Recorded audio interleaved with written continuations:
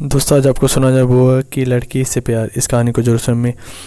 मेरा नाम अनुज है, मैं दिल्ली का रहने वाला हूँ। मेरा उम्र 32 साल है। आज मैं आपको अपनी एक स्टोरी के बारे में बताता हूँ। ये मेरी रियल स्टोरी है। ये स्टोरी उस समय की है जब मैं इस साइट की स्टोरी पढ़ता था। मेरी बुआ जी भी दिल्ली में रहती है और उनकी 2 बड़ी लड़कियाँ हैं और एक छोटा लड़का। दोनों बड़ी लड़कियाँ किरण और मौली की उम्र 22 और 24 साल है और प्रवीण 21 साल का है। ऐसे तो दोनों ही सुंदर है, लेकिन मौली कुछ ज़्यादा ही खूबसूरत है। और मेरे पास बुआ जी का फ़ोन आया कि अनुज, तुम्हारे फूफा जी और मैं और प्रवीण एक साथ कल से 3-4 दिन के लिए गांव जा रहे हैं। सिप्रा मेरे वाइफ जो तो मैके गई हुई है। तुम जब तक हम नहीं आते हैं यहीं आकर 100 जाना, क्योंकि किरण और मौली अकेली है। मैंने कहा ठीक है बुआ जी, मैं वहीं आकर वहीं 100 जाऊंगा। कल आप सुबह निकल जाना, मैं शाम को ऑफिस से सीधे वहीं पहुंच जाऊंगा। आज तो गुरुवार है, मेरी भी 2 दिन की शनिवार रविवार की छुट्टी रहेगी। सोमवार के दिन की बात है, मंगलवार को तो आप आ ही जाओगे। बुआ जी बोली हाँ, हम लोग मंगलवार को आ जाएंगे। वे लोग अगले दिन सुबह चले गए। मेरा दिमाग में बुआ जी की लड़कियों का जादुई गुफा का विचार आने लगा और मैं ऑफिस से 2 बजे ही लंच ख़त्म करके मैं बहाना करके निकल आया। मैं रास्ते में से 2 कहानियाँ किताब लिए, जिसमें ज़्यादातर भाई बहन वाली स्टोरी थी, और एक फिल्म की DVD ली। पहले अब मैं अपने रूम गया और वहाँ से एक छोटा बैग लिया और उसमें अपने 2-3 दिन के कपड़े लिए और उसी बैग में एक पॉकेट में 2 मैगज़ीन और CD डाल दी और कपड़े में अपने फ़ोन का चार्जर रख दिया। अपनी बाइक से मैं उनके घर पहुंच गया। दरवाज़ा किरण ने खोला और मुझसे बोली, भैया आप इतनी जल्दी कैसे आ गए? अभी तो 3 बजे हैं। मैंने कहा हाँ किरण, तुम लोग अकेले होंगे सोचकर जल्दी आ गया। वे बोली, भैया आप सच में कितने अच्छे हो, आपको हमारा कितना ख्याल है। इसके बाद किरण ने मेरे लिए चाय बनाई और हम दोनों ने साथ बैठकर चाय पी। मुझे मौली के बारे में पता था कि वे पढ़ने गई है और किरण अक्सर घर पर ही रहती है। फिर भी मैंने जानबूझकर उससे पूछा मौली कहाँ है, तो उसने कहा मौली अभी पढ़कर नहीं आई है, वे तो 7 बजे तक कोचिंग से आती है। मैंने कहा तुम्हारा क्या है, तुम नहीं जाती MBA क्लास के लिए? तो उसने कहा भैया MBA कर रही हूँ, उसमें कभी कभार क्लास होती है। थोड़ी देर हम दोनों इधर उधर की बातें करते रहे और थोड़ी देर बाद मैं अपने प्लान के अनुसार बोला, किरण मेरे बैग की पॉकेट में मेरा फ़ोन का चार्जर रखा होगा, ज़रा निकाल के ले आना, थोड़ा फ़ोन चार्ज करूँगा। वे बोली ठीक है भैया, लेकर आती हूँ। वे जैसे ही अंदर वाले कमरे में बैग से चार्जर लाने गई, मैं भी उसके पीछे गया और उसके पर्दे से पीछे से छिप कर देखने लगा। जैसे ही उसने बैग की आगे वाली पॉकेट की चैन खोली, उसमें मस्त राम की बुक देखी और उसको देखकर जल्दी से उसको पलट कर देखने लगी। मैं वापस अपने उसी रूम में आ गया और कुछ देर बाद वे मेरे पास आई और बोली, भैया मैंने पॉकेट चेक कर ली, मुझे तो चार्जर नहीं मिला। मैंने कहा हो सकता है कपड़े में रख दिया हो, कपड़े के अंदर देख लो। वे दोबारा गई और चार्जर लेकर आई। मैंने फ़ोन को चार्ज में लगाया और उससे कहा, किरण मैं थोड़ा थक सा गया हूँ, थोड़ा आराम कर लेता हूँ। वे बोली ठीक है भैया। मैं अपनी आँख पर अपना हाथ रख कर सोने का बहाना करके उससे देखता रहा। वे वहीं TV देखती रही। कुछ देर बाद उसे आवाज़ लगाई, भैया सो गए क्या? मैं कुछ नहीं बोला। वे TV बंद करके चली गई। मैंने देखा कि वो उसी कमरे में गई जिसमें मेरा बैग रखा है और मैं भी 5 मिनट बाद उस कमरे में गया और पर्दे से छिप कर देखा तो वे उस बुक को पढ़ रही थी। उसका हाथ उसकी एक पाव डॉट में था। मैं समझ गया कि उसका बुक पढ़ने में मज़ा आ रहा है। मैं दबे कदम से उसके पास पहुंच गया, लेकिन उसको पता भी नहीं चला। जैसे ही उसने मुझे अपने पास देखा, वे बोली डॉट डॉट डॉट तरह से डर गई।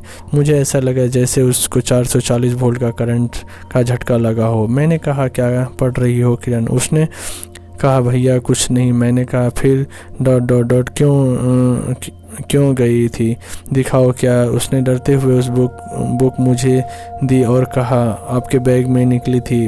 तो मैंने अनजान बनते हुए कहा मेरा बैग से ये बुक शायद मेरे फ्रेंड की होगी जिससे आज मैंने बैग लिया था, क्योंकि मेरे पास कोई छोटा बैग नहीं था कपड़े रखने के लिए। और मैंने जब देखा तो ऐसे नाटक करते हुए मुस्कुराते हुए बोला ये तो सर डॉट डॉट स्टोरी की किताब है। अच्छा तो ये पढ़ रही? छुप कर वे बोली भैया सॉरी। मैंने कहा सॉरी किस लिए? पढ़ो कोई बात नहीं है। और उसको बुक पर लौटाने लगा। बोली भैया ये गॉड डॉट बुक है, मुझे नहीं पढ़ना है। मुझे मुस्कुराते हुए कहा अगर गॉड डॉट होता तो फिर तुम्हारा एक हाथ पर डॉट डॉट में के अंदर क्यों था? मेरे बैग से ये बुक शायद मेरे फ्रेंड की होगी जिससे आज मैंने ये बैग लिया था, क्योंकि मेरे पास कोई छोटा बैग नहीं था कपड़े रखने के लिए। और मैंने जब देखा तो ऐसे नाटक करते हुए मुस्कुराते हुए बोली ये तो सर डॉट डॉट स्टोरी की है किताब। अच्छा तो ये पढ़ रही थी? छुप कर वे बोली सॉरी। मैंने सॉरी किस लिए? पढ़ो कोई बात नहीं। और उसका बुक लौटाने लगा। वे बोली भैया ये गॉड डॉट डॉट बुक है, मुझे नहीं पढ़ना है। मुस्कुराते हुए कहा अगर गॉड डॉट डॉट है तो फिर तुम्हारे एक हाथ पर डॉट डॉट के अंदर क्यों था? बोलने डॉट डॉट वे भी मुस्कुरा दी और अपनी नज़रें नीचे कर ली। और मैंने अपने हाथ से उसकी डॉट डॉट डॉट पर हाथ लगाते हुए मुस्कुराते हुए बोला है तो उस क्यों पढ़ रही थी? उसने उसकी मुस्कुराहट का फ़ायदा उठाया। उसको जल्दी से डॉट डॉट पर एक डॉट डॉट कर दिया। वे देख कर हैरान रह गया और बोली भैया आप ये क्या कर रहे हो? मैं आपकी बहन हूँ। मैंने कहा जब गॉड डॉट डॉट बुक पढ़ रही थी तो ये सब याद नहीं रहा कि इस बुक में जो स्टोरी है वे सब भाई बहन की है, उन्होंने पढ़कर मज़ा ले सकती हो, लेकिन वास्तव में क्यों सर डॉट डॉट करती हो? चलो सर डॉट डॉट छोड़ो, चलो हम लोग साथ साथ पढ़ते हैं। और उसके पास आकर बैठ गया। वो बोली भैया नहीं, ये गॉड डॉट डॉट बुक है, मैं इसको हम एक साथ कैसे पढ़ सकते हैं? मैंने कहा ये समझो मैं यहाँ नहीं हूँ, थोड़ी देर पहले तो पढ़ रही थी, अब क्या हुआ? और ये कहते कहते मैंने उसके सामने किताब खोलकर उसके हाथ में पकड़ा दिए। बोली भैया रहने दो ना प्लीज़। मैं बोला अच्छा ठीक है, 3-4 स्टोरी दिल में चुपचाप पढ़ कर रख देना। वे बोली नहीं भैया ठीक नहीं है, एक स्टोरी। मैंने कहा ओके ठीक है, लेकिन स्टोरी मैं पसंद करूँगा। वे बोली ठीक है। मैंने उससे एक लंबी सी स्टोरी निकाली जो बुआ की लड़की की जादुई गुफा की थी और मेरी स्टोरी में मिलती जुलती थी। हम दोनों एक दूसरे के आजू बाजू बैठ गए और मन ही मन में पढ़ना शुरू किया। मुझे पढ़ने में थोड़ी परेशानी हो रही थी। यह कहकर उसके पीछे पैर डॉट डॉट करके बैठ गया और उसकी डॉट डॉट की तरफ देखकर पढ़ने लगा। मैंने पढ़ते पढ़ते उसकी डॉट डॉट पर सर रख दिया तो वे बोली भैया सीधे बैठे रहो। मैंने कहा यार किरण मेरी डॉट डॉट डॉट करने लगी है, इसलिए सिर रख दिया। धीरे धीरे मैं उसके कान में अपने मुंह और नाक से लंबी लंबी सांसें लेकर डॉट डॉट करने लगा। बुक पढ़ते पढ़ते उसके हाथ और शरीर का डॉट डॉट मुझे साफ दिख रहा था कि वे भी अब डॉट डॉट हो चुकी। मैंने अपना एक हाथ बड़ी तेज़ी से उसके जादुई गुफा में डुबा दिया। उसने गुस्सा देखते हुए बुक रख दिया और बोली भैया ये क्या करो, हाथ बाहर निकालो। मैंने कहा कुछ देर पहले तो अपना हाथ डॉट डॉट रखा था, मेरे हाथ में क्या कांटे लगे हैं? देखना मेरा हाथ में बहुत माँ डॉट डॉट आएगा। वे अपना इधर उधर हिलकर वो डॉट डॉट जाने का प्रयास करने लगी। मैंने अपना दूसरा हाथ उसकी संतरा पर रखकर उसको अच्छी तरह से जोड़ लिया। वे बोली, आप मान जाओ भैया। मैंने कहा मान जाऊंगा, लेकिन स्टोरी पूरी पढ़ने के बाद वो बोली ठीक है, इससे ज़्यादा कुछ हार्ड आउट मत करना वरना देख लेना। फिर मैं हंसते हुए कहा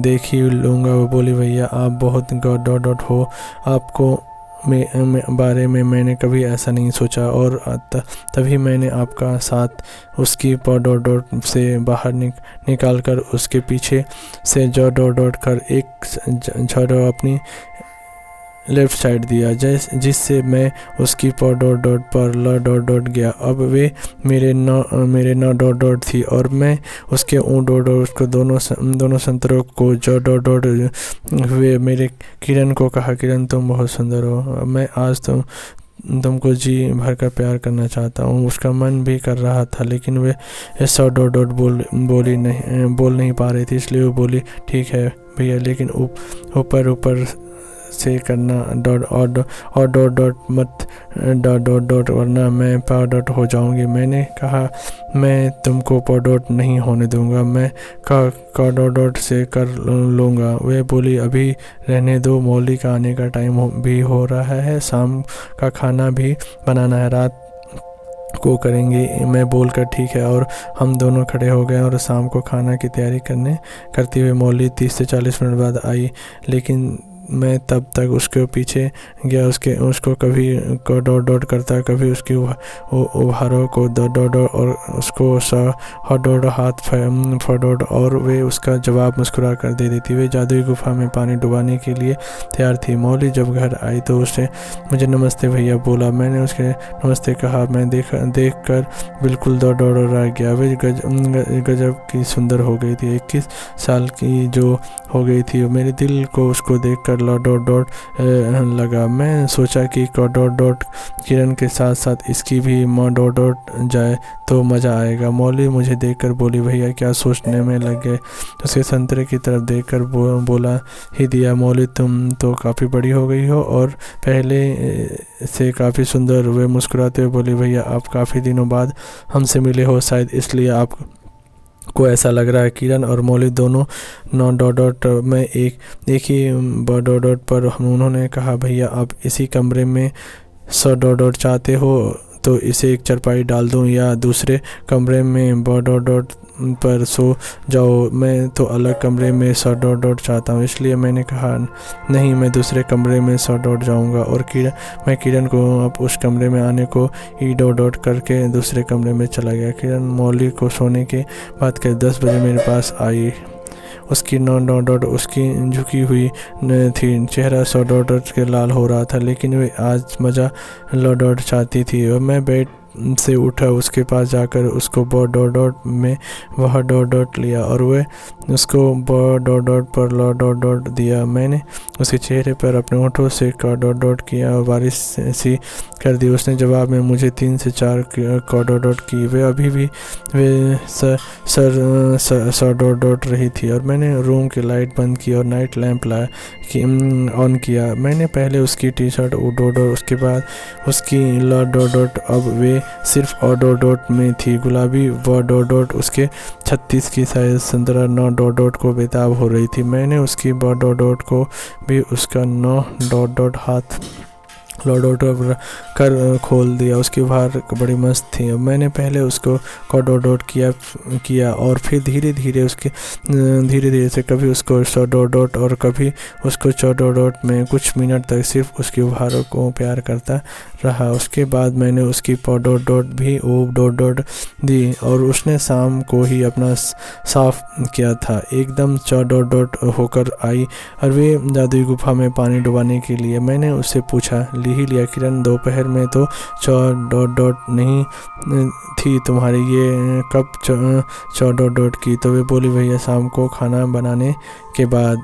मैं उसकी डॉट के नीचे बैठ गया और उसकी तरबूज को काफ़ी देर तक 4 डॉट वे मस्त होकर अपने तरबूजों को उठा कर ये बात बता रही थी कि उसको खूब मॉडोट आ रहा है। इसके बाद मैं उसके डोडोट गया और जैसे ही उसकी जादुई गुफा में अपना काला नाक डुबाया तो वे बोली भैया कोडोडोट लगाया क्या?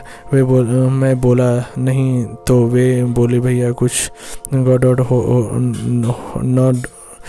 हो ना जाए। तो मैंने कहा मैं अपना पानी बाहर ना डॉट दूंगा, तुम चिंता मत करो। वे बोली डॉट ठीक है। मैंने उससे पहले अच्छी तरह से जो डॉट लिया और उसकी जादुई गुफा में अपना काला नाक डुबाने लगा। लगभग सारा काला नाक जादुई गुफा में डूबने लगा। वे जोर से डॉट चाहती, लेकिन मैंने उसका डॉट लिया। उसकी डॉट वहीं दब कर रह गई। वे बोली भैया बहुत डॉट हो रहा, थोड़ी देर के लिए बाहर निकालो। मैंने कहा ऐसा ही रहने दो, थोड़ी देर में ठीक हो जाएगा। थोड़ी देर मैंने कोई डॉट नहीं किया कि मैंने उसका ध्यान इधर उधर करने के लिए ओठों पर डॉट किया। जब वे नॉर्मल हो गई तो मैंने अपनी कुछ देर बाद हम दोनों की जादुई गुफा में डूब गए। जब मैं उसके डॉट से तो देखा बेड शीट पर काफ़ी डॉट अपनी पानी पड़ा है। मैंने किरण को बोला कि इसको सुबह 100 डॉट कर देना। वे बोली ठीक है। उस रात मैंने डॉट को 2 बार आगे से और 1 बार पीछे से जादुई गुफा में पानी डुबाया। अगली रात को डॉट को जादुई गुफा में पानी डुबाया। उसके लिए मैंने क्या किया ये मैं आपको अगली कहानी में बताऊंगा। और आपको कहानी कैसी लगी लाइक शेयर कमेंट और अच्छी कहानी सुनने के लिए हमारे चैनल में बने रहें। आप लोग का धन्यवाद।